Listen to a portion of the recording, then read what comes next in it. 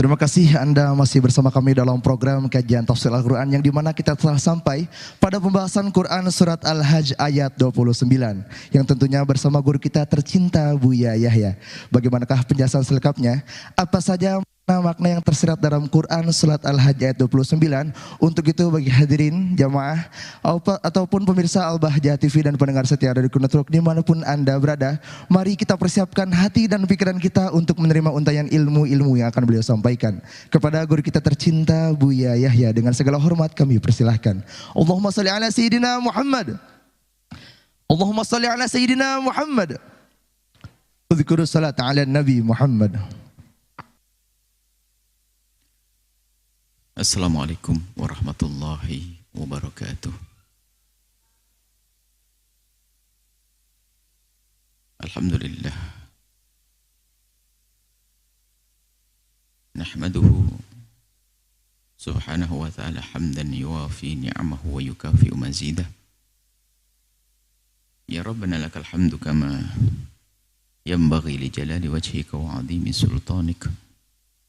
Subhanaka la nusi thana'an 'alaika anta kama atnaita 'ala nafsik walakal hamdu walakal syukru 'ala dzalik.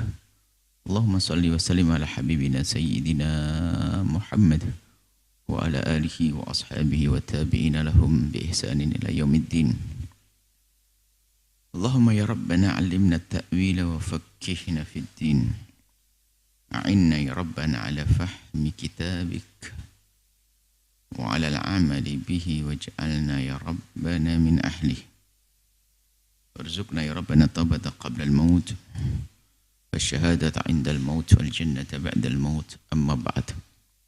Yang sangat kami cintai, kami muliakan para perindu ridha Allah, para pecinta baginda Nabi sallallahu alaihi wasallam.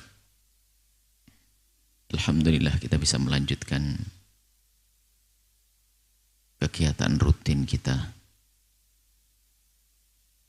untuk lebih dekat, agar lebih dekat dengan Al-Quran, yaitu kegiatan tadabbur, merenungi firman-firman Allah. Dan itu yang diperintahkan. Semoga Allah memberikan kepada kita pemahaman yang benar, berikan kepada kita ilmu yang bermanfaat, memudahkan kita mengamalkan ilmu, dan semoga Allah menerima amal kita. Kita masih di surat Al-Hajj. Kita sudah sampai kepada surat Al-Hajj ayat yang ke-29. A'udzubillahi minasyaitonirrajim. Bismillahirrahmanirrahim. Tsumma liyaqdu tafathahum wal yufu nudurahum wal yatawafu bil baitil atiq. Setelah disebutkan tentang manasik, amalan-amalan haji, kalau dirinci dalam pembahasan fikih adalah ya rentetan rukun-rukun haji yang termasuk di dalamnya adalah kewajiban-kewajiban dan sunnah-sunnahnya. Itu nusuk. Istilahnya amal-amal di dalam haji itu disebut dengan istilah khusus nusuk. Manasik. Padahal makna nusuk yang sejatinya adalah ibadah. Inna sholati wa nusuki. Sholatku dan ibadahku. Dan ibadah mencakup semua jenis ibadah. Akan tapi di dalam pembahasan fikih, kalau sudah istilah nusuk, bukan pembahasan tentang makna hadis dan doa. Tentang pembahasan fikih, nusuk lebih diarahkan kepada amalan-amalan haji yang khusus. Tsumma liyaqdu tafathahum.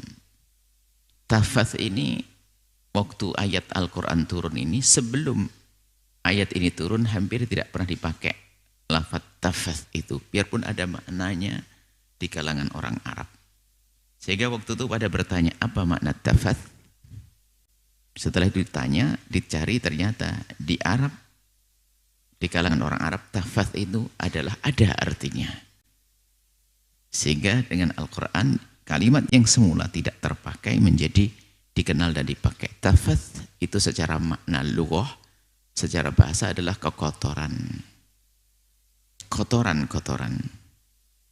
Secara zahir lafaz maknanya adalah hendaknya orang-orang ini menghabiskan kotoran-kotorannya.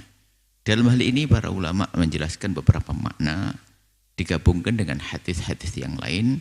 Kalau orang melaksanakan haji itu akan diampuni dosa-dosanya. Dosa kepada Allah. Bahkan sebagian ulama menyebutkan juga termasuk dosa dengan sesama manusia.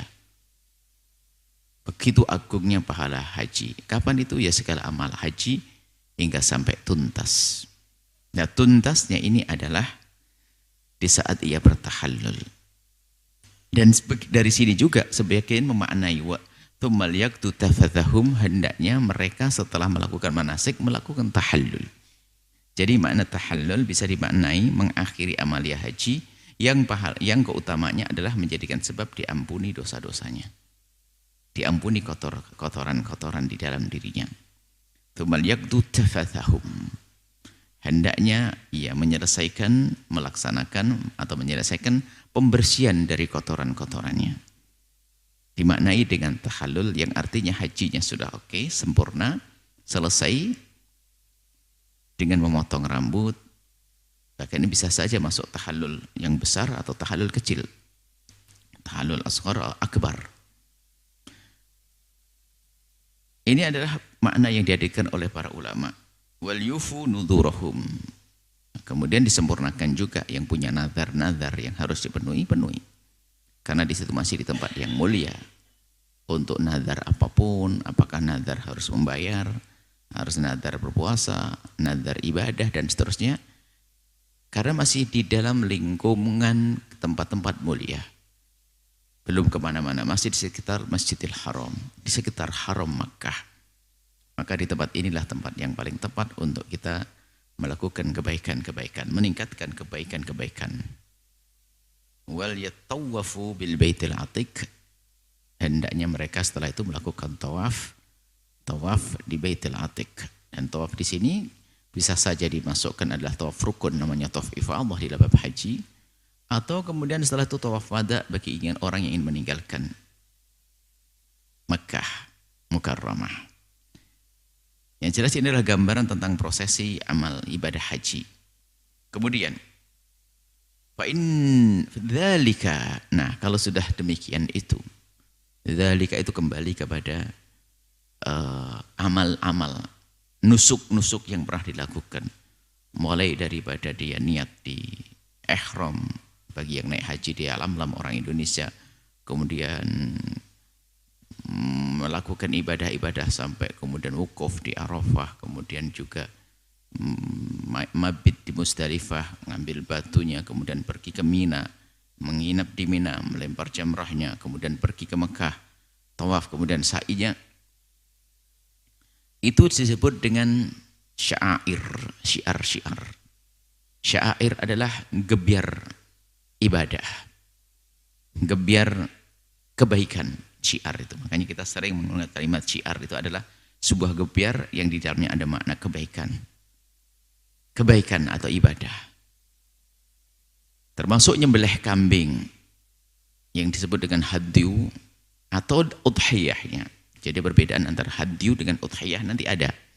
Kalau hadyu, hadaya, al-hadyu adalah sembelihan binatang yang ada hubungannya dengan amal haji yang khusus. Apakah karena dam tamattu dan yang lainnya. Tapi kalau udhiyah bisa dilakukan oleh orang yang tidak haji, sembelih korban. Dan orang haji juga bisa melakukannya. Nanti ada akikah sebabnya karena kelahiran anak.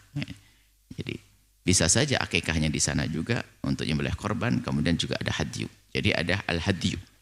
Nah di sini adalah yu'adzim, dzalika, itu semua adalah kebaikan yang disebutkan di dalam amal ibadah haji, dan semoga kita bisa melakukan semuanya.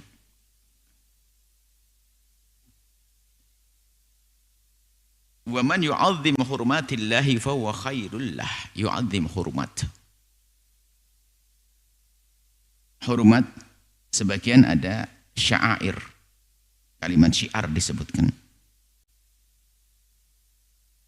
Dalam ayat lain, syiar, syair, syairullah. Bisa digabungkan maknanya. Yang mengagungkan Hurumat tadi termasuk syair maknanya. Syiar-syiar atau segala sesuatu hubungannya dengan ibadah yang ada hubungannya dengan haji yang yu'adzim, makna mengagungkan. Mengagungkan itu luas maknanya.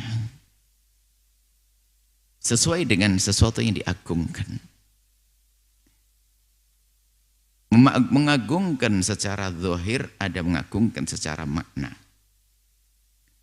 Kambing yang akan disembelih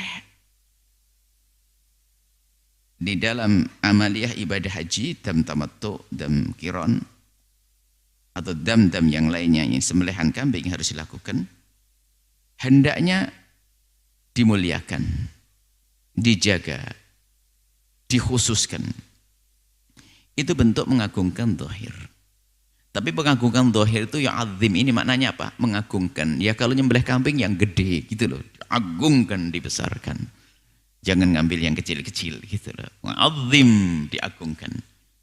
Termasuk sedekahnya, yu'azzim, diagungkan. Ibadahnya lebih khusyuk, diagungkan. Wa man yu'azzim, barang siapa yang mengagungkan, baik secara zahir atau makna. Zahirnya adalah cara kita bersopan santun dengan sesuatu syiar tersebut, tapi secara makna adalah betul-betul kita tingkatkan kualitasnya, kita berbanyak sujud rukuk kita. Kalau binatang ternak yang akan kita sembelih, ya kita pilih yang paling gede, itu termasuk yu'adzim. Fa huwa khairun lah, tentu itu yang sangat bagus bagi orang yang melaksanakan ibadah haji tersebut dan segala sesuatu yang ada hubungannya dengan ibadah haji. Inda rabbih, di hadapan Allah, tentu di hadapan Allah itu hal yang lebih bagus. Jadi harus dimaknai mana mengagungkan syiar itu bukan sekedar kita buat spanduk segede-gedenya. Itu zahir. Batinnya bagaimana hati kita, sejauh mana kita mencintainya. Kita sering mendengar, ayo kita agungkan syiar dakwah. Apakah cukup menghadiri? Tidak. Ya bagaimana agar syiar dakwah itu semakin luas, itu mengagungkan. Menganggap ini sesuatu yang penting, menganggap ini sesuatu yang bermanfaat. Dan menganggap orang di kiri kanan kita memerlukan, sehingga kita ajak sanak kerabat kita untuk mengagungkan syiar dakwah misalnya. Itu namanya yu'adzim, mengagungkan. Akan min taqwal qulub disebutkan kan dalam riwayat, dalam hadis lain, taqwal qulub. Yang bisa mengagungkan syiar-syiar itu adalah orang yang min taqwal qulub, itu min dhawi taqwal qulub. Hanya bisa terjadi ada. Itu biasanya istilah majaz dalam Al-Quran, tidak sempurna kecuali ada sesuatu yang kita kira-kira, sesuatu yang tidak ada. Yang bisa mengagungkan syiar-syiar tersebut hanyalah orang yang dhawi taqwal qulub, hanya orang yang mempunyai ketakwaan hati yang sesungguhnya. Yang mempunyai ketakwaan hati yang sesungguhnya. Yang tidak punya ketakwaan, ya ibadah haji pun hanya sekedar action saja, bahkan mungkin sibuknya hanya membuat konten di sana, hanya untuk dilihat kalau dia keliling di Arafah. Zaman ini kan zaman aneh, zaman konten, zaman ini. Berarti bukan yu'adzim sya'airallah, yu'adzim nafsah, mengagungkan dirinya biar ketahuan kalau dia rekreasi, umrah keluarga, Masya Allah. Bukan yu'adzim sya'airallah, yu'adzim nafsah.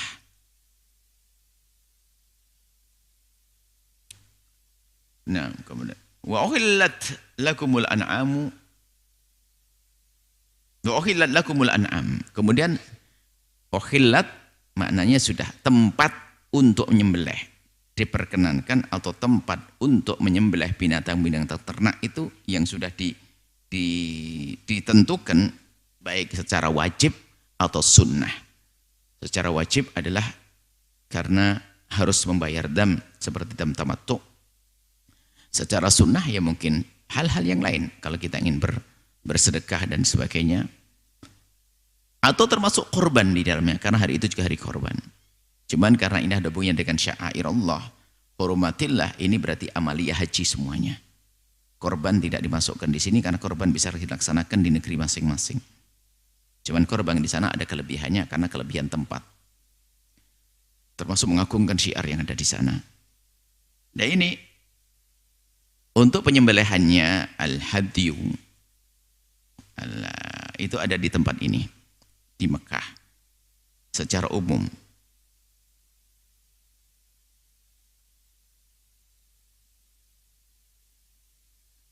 Dan juga ini ada penjelasan bahwasanya setelah orang melakukan tahallul, Semula sesuatu binatang-binatang kan tidak boleh kita urusan dengan binatang, ya. Masalah muharramatu al-ihrami termasuk said, tidak boleh kita berburu dan sebagainya. Maksudnya apa? Setelah itu, setelah kita selesai tahallul tadi, maka kita sudah terbebas. Jadi semua yang dilarang menjadi boleh. Menjadi boleh. Termasuk urusan-urusan dengan binatang-binatang. Hanya nanti pembahasan ini adalah yang urusannya dengan diri. Bukan diharamkannya binatang karena keharaman Mekah. Sebab saydul barri, binatang ternak atau binatang-binatang liar, itu enggak boleh kita ganggu, kita usik selagi binatang barri, binatang darat yang liar yang ada di haram Mekah. Biarpun kita tidak melakukan ibadah haji dan umrah, biarpun kita tidak dalam keadaan ihram. Hanya disebutkan ini gambaran bahasanya setelah itu, dari selain itu, makanya di sini illa ma yutla alaikum, kecuali yang dilarang. Jadi kita sudah mulai bebas itu, setelah sudah bebas. Termasuk bukan saja urusan an'am, hubungan suami istri dan seterusnya yang semula tidak boleh menjadi boleh, sudah selesai. Illa ma yutla alaikum, kecuali binatang-binatang yang dilarang untuk kalian konsumsi, untuk kalian ganggu, maka itu boleh semuanya. Kemudian fajtanibu rijsa minal authani. Nah, maka karena semua akan kembali ke kampung masing-masing, akan bergaul dengan orang yang bermacam-macam. Selagi masih di sana adalah sempurna pergaulannya, karena semua orang menghadap kepada Allah, menuju Ka'bah musyarrafah dan melakukan ibadah-ibadah. Dan hari ini sudah dibersihkan daripada unsur-unsur syirik. Tidak ada unsur-unsur syirik. Nah, tapi setelah itu mereka setelah manasik selesai, haji selesai, tahallul, mereka akan kembali pergi ke tempat masing-masing. Hati-hati, jagalah diri kalian. Fajtanibur rijsa. Rijsa adalah kekotoran. Rijsun najis. Innaka rijsun atau riksun. Rijsun adalah najis. Najis maknawi atau hissi. Najis secara makna atau secara zahir. Kekotoran. Nah, cuma disebutkan minal authani, daripada berhala-berhala. Kalau berhala itu najisnya adalah najis maknawi. Bukan najis hissi, bukan nyentuh berhala lalu tangan kita kena najis. Nah, makanya yang najis adalah menyembahnya, membuatnya, menyimpannya. Berhala itu rijsun.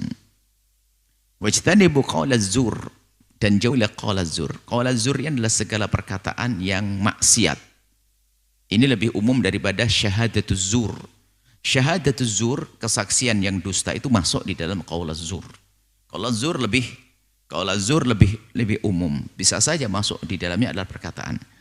Ini adalah peringatan bagi orang yang sudah selesai haji, pasti kamu akan bergaul. Kalau haji kan kalian sibuk dengan labbaik Allahumma labbaik, banyak zikir, dan enggak bisa ngomong zur, itu ngomong kotor sudah hampir tidak bisa. Terbatas waktunya, sibuk dengan ibadah dan seterusnya. Lalu setelah itu mulai bebas, yang dagang-dagang, jualan-jualan, yang ketemu teman-teman dan seterusnya. Maka ini peringatan.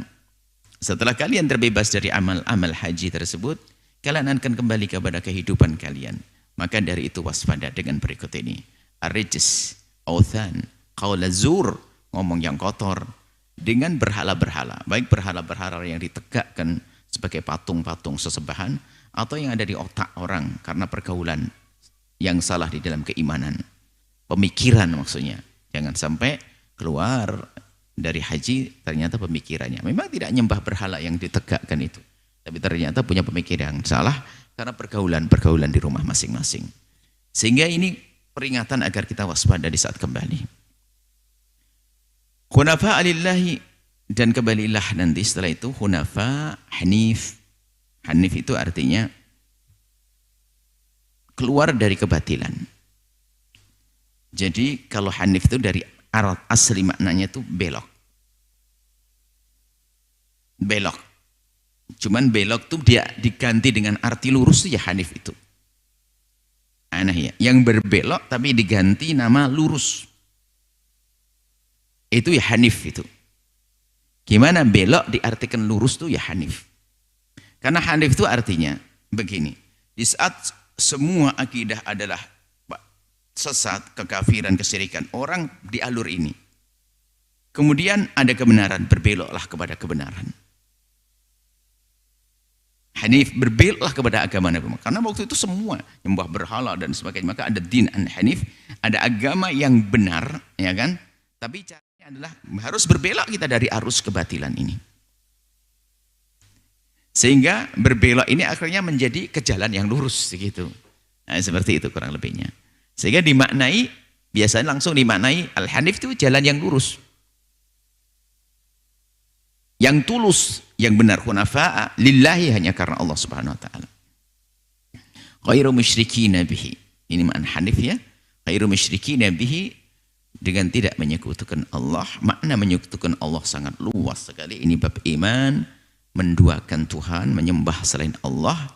Dan juga kalau kita bicara tentang ketauhidan, tentang keimanan tauhid ini, para ahli akidah membahas detail-detailnya. Kita harus menunggalkan Allah yang maha tunggal, mengesahkan, menganggap Tuhan Allah, meyakini Tuhan itu satu di dalam zatnya, satu di dalam sifatnya, satu di dalam pekerjaannya. Ini harus keyakinan. Kalau dibahas lebih detail masalah ghairu musyrikin. Orang tampak mengatakan Tuhannya satu Allah, tapi ternyata dia tidak mengesahkan sifat. Zatnya iya, dia meyakini zat Allah hanya satu. Tapi ternyata meyakini ada sifat selain sifat Allah pada selain Allah. Ada sifat seperti sifat Allah, ada selain Allah. Meyakini sesuatu punya kekuatan seperti kekuatan Allah. Padahal dia meyakini Tuhannya adalah Allah satu. Tapi punya keyakinan bahwasanya ada sesuatu yang punya kekuatan selain dari kekuatan Allah. Musyrik mempercayai pohon-pohon punya kekuatan selain kekuatan Allah. Kekuatan, tidak tahu terserah namanya Nyi Roro Kidul atau apa dan sebagainya.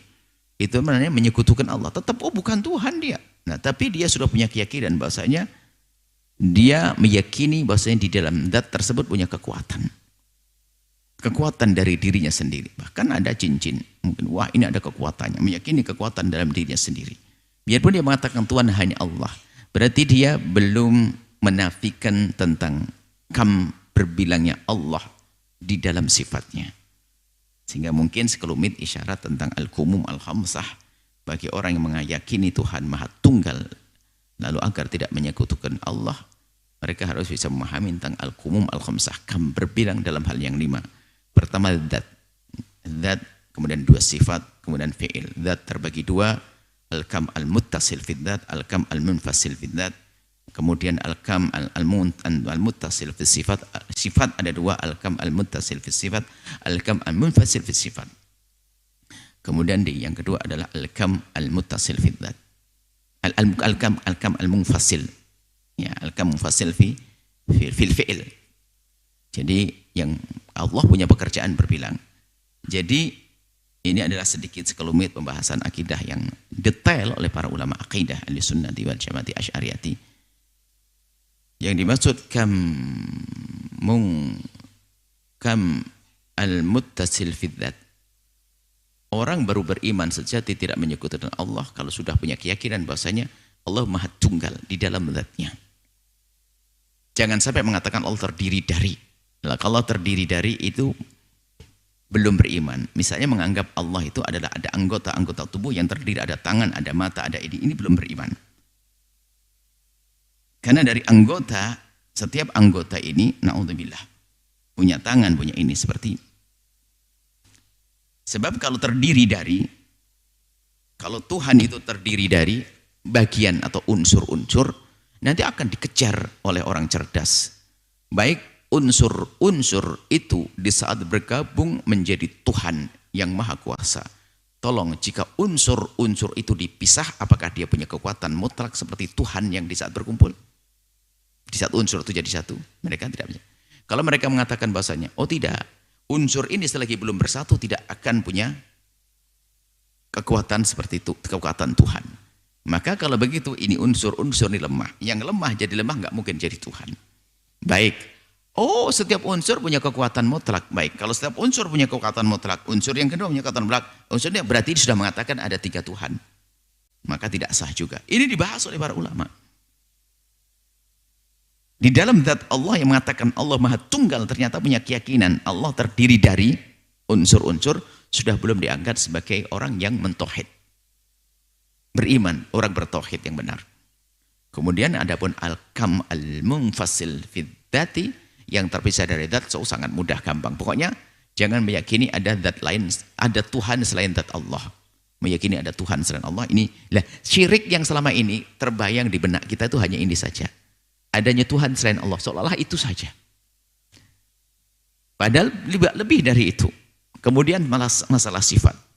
Mengatakan sifat Allah, sifat zat, itu berbilang, bukan sifat fi'linnya. Sifat zat Allah itu berbilang. Sifat, misalnya kudrah. Mengatakan kudrah ada dua, itu nggak boleh.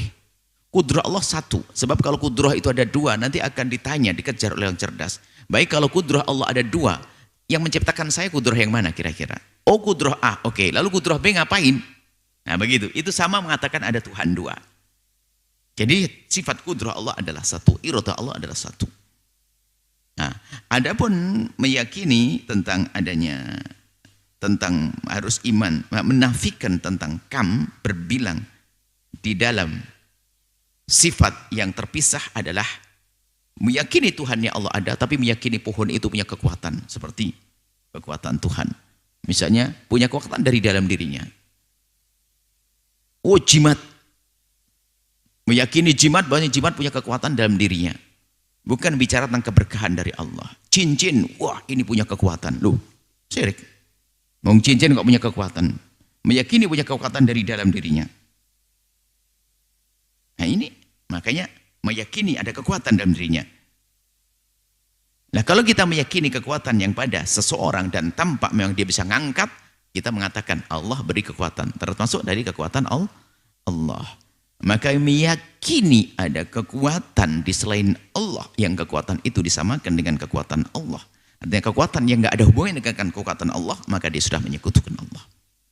Ini bahasanya. Jadi masalah menyekutukan Allah ini adalah sebetulnya perlu dilentrehkan sedikit. Dan kebanyakan syirik-syirik hari ini bukan syirik mengatakan ada Tuhan dua, kecuali memang orang yang beda agama dengan kita. Orang di dalam Islam. Orang berbeda agama dengan kita yang mengatakan ada Tuhan satu, Tuhan dua, tiga, urusan mereka, karena memang bukan orang beriman. Tapi di dalam Islam sendiri kepleset di dalam masalah ketauhidan tersebut. Baik, kemudian masalah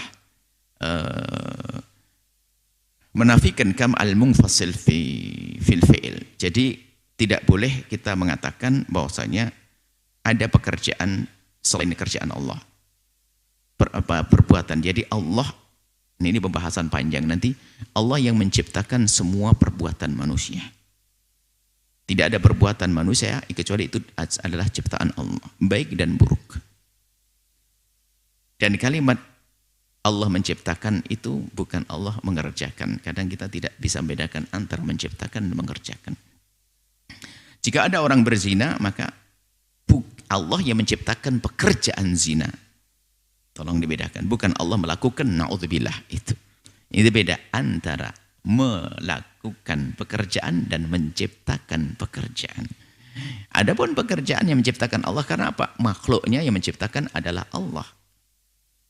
Yang menciptakan manusia adalah Allah. Makanya semua yang terjadi adalah tentu ciptaan Allah. Sangat jelas. Lalu hukuman kepada manusia itu bukan urusan dengan pekerjaan itu, akan tapi dengan urusan dengan kemauan, iradah yang ada pada diri seorang hamba di saat melakukan pekerjaan. Zina, mabuk, judi dan sebagainya, jika ia melakukannya atas dasar kemauan dalam dirinya, maka itu yang akan dihukum. Kalau ada orang salah minum air, tak taunya itu memabukkan, lalu dia mabuk beneran, nggak dosa, dia salah. Seorang ibu miring ke kanan, tiba-tiba menggencet putranya lalu meninggal, tidak dikatakan salah. Karena tidak sengaja membunuh, karena tidak dengan iradah, tidak dengan kemauannya. Ini ada seputar akidah, akan dibahas dengan detail insyaallah. Ini tolong dicari pembahasan kami di masalah urusan akidah detailnya, kami isyaratkan ke sana. Kita membahas urusan haji. Musyrikin bih. Ghairu musyrikin, tidak menyekutukan Allah dengan pemahaman yang tadi kita sampaikan, pemahaman tidak menyekutukan Allah. Wa man yusyrik billahi, barang siapa yang menyekutukan Allah dengan pemahaman tadi, faka'annama kharra minas sama'i, seperti orang yang turun dari langit, jatuh dari langit. Fatakhtafuhu at-tayru, kemudian di atas itu dibikin banca Anda, diperebutkan oleh burung-burung. Hancur, artinya apa? Hancurnya sehancur-hancurnya. Bukan gambaran hancur sehancurnya. Kalau orang jatuh saja sudah terpuruk dia. Ternyata jatuh dicabik-cabik. Itu lagi sudah jatuh ketimpa tangganya karatan lagi. Nah, ibaratnya kurang lebihnya seperti itu. Jadi maksudnya ini gambaran tentang hancur sehancur-hancurnya. Atau di saat di atas itu dihamburkan oleh angin kencang. Di makanin sahikin. Jadi di tempat yang jauh tinggi, maksudnya betul-betul gambaran tentang kerugian yang sangat rugi. Jadi kerugian yang sangat rugi bagi seorang yang menyekutukan Allah Subhanahu wa taala. Jadi jauh sekali, tinggi sekali, pokoknya dia jatuh dari kursi, ya, paling sedikit lembab kaki, jauh dari meja, meja, iya, dari loteng, saya lebih tinggi lagi, gunung, langit lah, maksudnya ini adalah gambaran tentang begitu hancurnya orang yang melakukan kesyirikan tersebut. Dzalika, ini diulang lagi, dzalika wa man yu'azzim sya'airallahi fa innallaha min taqwal qulub. Tadi kami sebutkan, sudah kami serahkan dzalika. Nah, dari semua itu orang yang melakukan ibadah amalan haji. Kemudian setelah itu kan berita tentang yang ada di Makkah sana. Setelah pulang menjaga keimanannya, tidak menyekutukan Allah dan seterusnya, maka dzalika itu adalah orang-orang yang seperti itu adalah orang yang selamat, yang mengagungkan syiar agama. Wa man yu'azzim sya'airallah, barang siapa mengagungkan syiar-syiar Allah, fa innaha, sesungguhnya syiar-syiar itu tentunya maksudnya yang bisa mengagungkan syiar-syiar tersebut dengan pengagungan yang kita jelaskan tadi, maka itu adalah min taqwal qulub.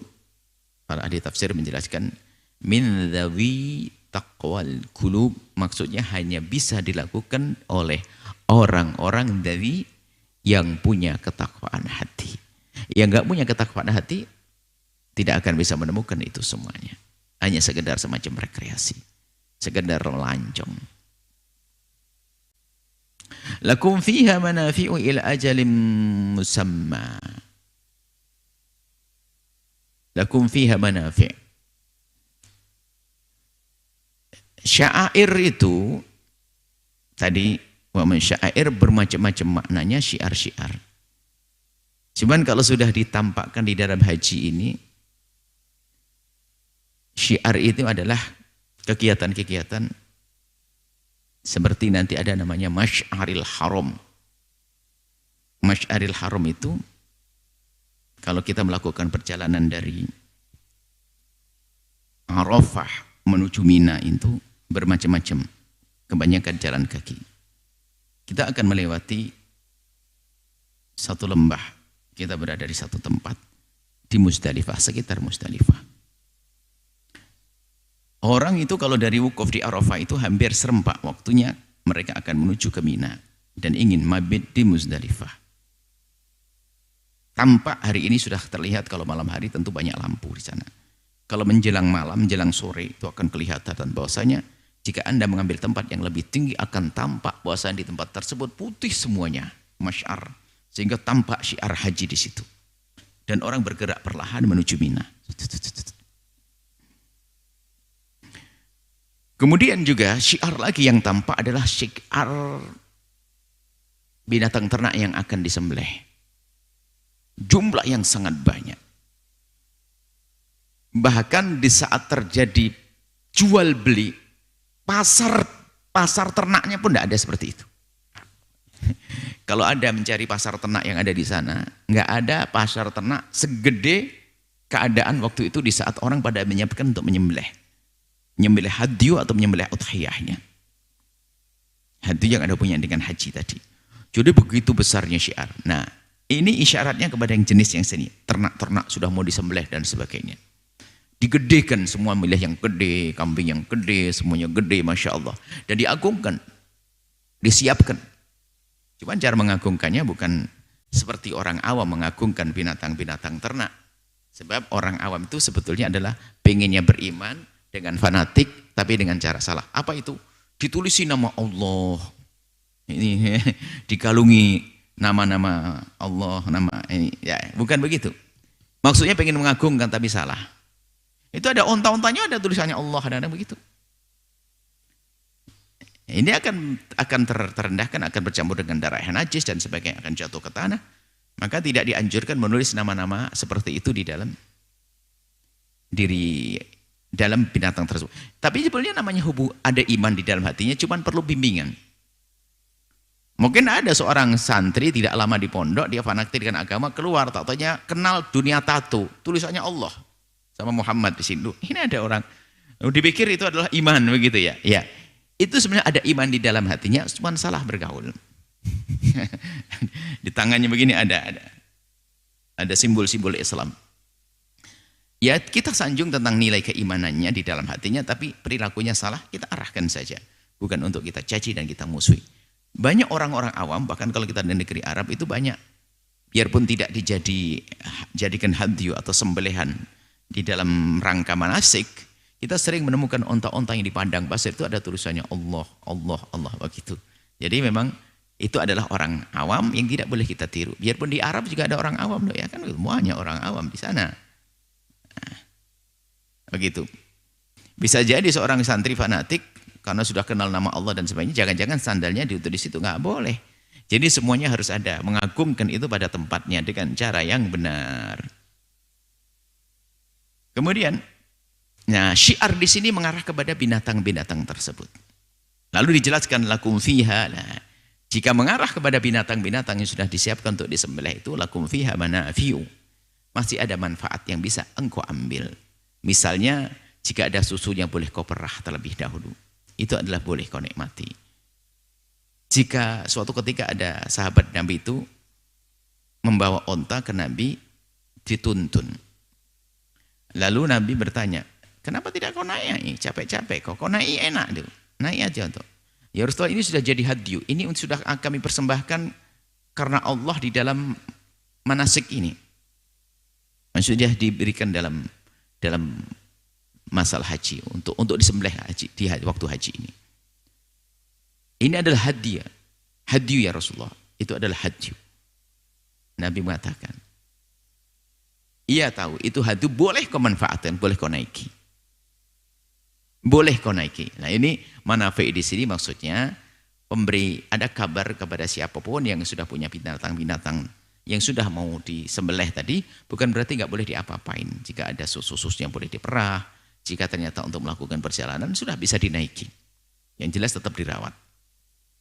Ini ila ajalin musamma, sampai waktunya sudah ditentukan. Mahilluha lah. Kalau sudah datang waktunya harus sembelih, sudah. Ilal baitil atiq. Baitil atiq itu adalah baitul atiq artinya Ka'bah musyarrafah. Cuman di sini maknanya bukan bait, nyembelih korban enggak ada di depan Ka'bah, enggak ada. Cuman al-atiq adalah lama. Jadi al-bait rumah al-atiq yang lama.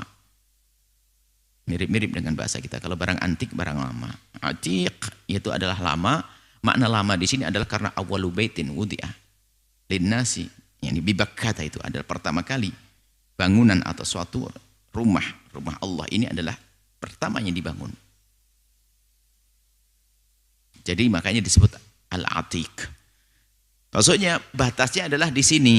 Jadi sembilan di sini dan waktunya sudah ditentukan, jangan lebih. Maka setelah sudah waktunya sudah, jangan kau manfaatkan lagi. Disembelih setelah selesai.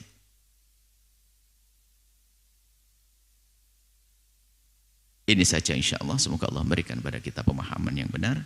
Masih banyak karena bab haji, urusannya haji. Dan semoga setelah itu benar-benar kita bisa melaksanakan ibadah haji. Yang sudah bisa mengulang, yang belum bisa segera. Wallahu a'lam bissawab. Mari kita tutup dengan doa. Bismillahirrahmanirrahim. Alhamdulillahirrahmanirrahim. Allahumma salli ala habibina Sayyidina Muhammad wa ali Sayyidina Muhammad. Allahumma ya Allah ya Rahman ya Rahim, pandang kami dengan kasih sayang dan cinta darimu ya Allah. Berikan kepada kami segala kebaikan di dunia dan di akhirat. Ya Allah, Engkau Maha tahu tentang keadaan kami, ya Allah. Ampuni orang tua kami dan guru-guru kami, berikan kasih sayang-Mu kepada mereka, ya Allah. Jadikan kami anak yang bisa berbakti kepada mereka. Dan jadikan anak-anak kami kelak anak yang bisa berbakti kepada kami. Dan kami mohon, ya Allah, mudahkan kami untuk ziarah Haramain, ziarah Makkah, ziarah Madinah, ziarah Ka'bah Musyarrafah, melaksanakan haji atau umrah, dan ziarah kekasih-Mu Nabi Muhammad. Yang sudah ziarah, mudahkan untuk mengulang ziarah itu. Yang belum, mudahkan untuk berziarah, ya Allah. Dan kami mohon, yang sempit rezeki, lapangkan dengan rezeki yang halal penuh berkah. Yang sakit, sembuhkan. Yang punya hutang, mudahkan kami dalam bayar hutang-hutang kami. Dan kami mohon, ya Allah, ya Allah, ya Allah, Engkau Maha tahu tentang keadaan kami. Kami lemah, berikan kekuatan untuk bisa berjuang. Lemah di hati, kadang lemah di pikiran, lemah di fisik kami. Lemah dalam hal apapun, ya Allah. Berikan pada kami kekuatan untuk bisa berjuang. Dan kami mohon, jadikan kami adalah hamba yang saling mencintai karena-Mu. Jauhkan kami dari fitnah kebencian, fitnah kedengkian. Jauhkan kami dari mendendam kepada siapapun. Maka kami mohon, ya Allah, jika ada orang berbuat salah kepada kami, menyakiti kami, zalim pada kami, aniaya kepada kami, menfitnah kami, menggunjing kami mohon ampuni mereka, ya Allah. Jangan hukum mereka karena mereka umat kekasih-Mu Nabi Muhammad. Dan kami mohon, jauhkan kami dari sebab-sebab kehinaan, ya Allah. Jauhkan kami dari meninggalkan salat. Jauhkan kami dari minuman keras. Jauhkan kami dari judi yang saat ini begitu mudah dilakukan judi. Ada judi online dan yang lainnya, ya Allah. Sehingga kadang ada seorang hamba yang berjudi di atas sajadahnya. Ya Allah, tampak dia soleh, tampak dia baik. Akan tapi dia berjudi, maka kami mohon, jauhkan kami dari judi-judi itu, ya Allah. Yang benar berjudi, berikan kesadaran dan ampuni mereka, ya Allah. Jauhkan kami dari riba, ya Allah. Riba yang saat ini begitu mudah. Sehingga ada, ya Allah, pinjaman yang menjadikan dia tenggelam dalam riba, dalam dosa riba. Maka siapapun yang saat ini terjerumus dalam kehinaan-kehinaan itu, berikan kesadaran dan ampuni mereka. Jauhkan kami dari zina dan muqaddimah zina, ya Allah. Jauhkan dari kehinaan itu, ya Allah. Siapapun dari hamba-Mu yang pernah terpeleset dalam kehinaan itu, ya Allah, berikan kesadaran dan berikan penyesalan di dalam hatinya. Bencikan kepada kehinaan itu. Buka pintu halal untuknya, ya Allah. Ya Allah, buka pintu halal untuknya, ya Allah. Dan kami mohon, ya Allah, tutup aibnya di dunia sehingga di dunia tidak terhinakan, dan tutup aibnya di akhirat sehingga di akhirat tidak kau hukum. Jauhkan kami dari menggunjing orang-orang bermaksiat. Jauhkan kami dari menggunjing bezina. Dan kami mohon, ya Allah, wujudkan keindahan dalam rumah tangga kami, suami istri yang saling mencintai karena-Mu, ya Allah. Dengan anak yang soleh-soleh. Ini banggakan oleh kekasih-Mu Nabi Muhammad. Cukupkan kami dengan yang halal dari-Mu, ya Allah. Dan kami mohon, panjangkan umur kami dalam ketaatan serta sehat walafiat. Berikan pada kami semua husnul khatimah. Mati dalam keadaan iman. Dan kami mohon, ya Allah, jadikanlah ucapan kami di akhir hayat kami kelak. Saat Engkau hendak mencabut nyawa kami ingin saat itu, ya Allah, hati dan lidah kami mampu mengucapkan kalimat agung dan mulia. La ilaha illallah sayyidina Muhammad Rasulullah. ilaha illallah sayyidina Muhammad Rasulullah. La ilallah sayyidina Muhammad Rasulullah sallallahu alaihi wasallam. Rabbana atina fid dunya hasanah wa fil akhirati hasanah wa qina adzabannar. Wa sallallahu ala sayyidina Muhammadin wa ala alihi wasallam. Alhamdulillahirabbil alamin. Al-Fatihah.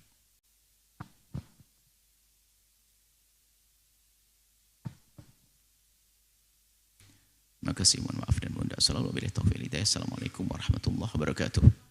Waalaikumsalam warahmatullahi wabarakatuh. Syukurnya jalan kami haturkan kepada guru kita tercinta Buya Yahya. Baik hadirin jamaah serta pemirsa Al-Bahjah TV dan pendengar setia Radio Network dimanapun Anda berada. Demikianlah majelis kita pada kesempatan kali ini. Jangan lupa tetaplah istiqomah untuk mengikuti program kemuliaan lainnya dalam program kajian kitab Mukhtasar At-Targhib wa Tarhib yang rutin diselenggarakan setiap Ahad pagi di Aula Utama Lembaga Pengembangan Dakwah Al-Bahjah Cirebon. Disiarkan langsung oleh Al-Bahjah TV dan Radio Network yang tentunya bersama guru kita tercinta Buya Yahya. Dan akhirnya saya Sangga Udaya beserta kru yang bertugas mengucapkan syukron jazilan atas segala perhatiannya. Mohon maaf dan mohon doa selalu. Mari kita tutup majelis yang mulia ini dengan pembacaan doa kafaratul majelis. Subhanakallahumma bihamdika asyhadu an la ilaha illa anta astaghfiruka wa atubu ilaik. Assalamualaikum warahmatullahi wabarakatuh.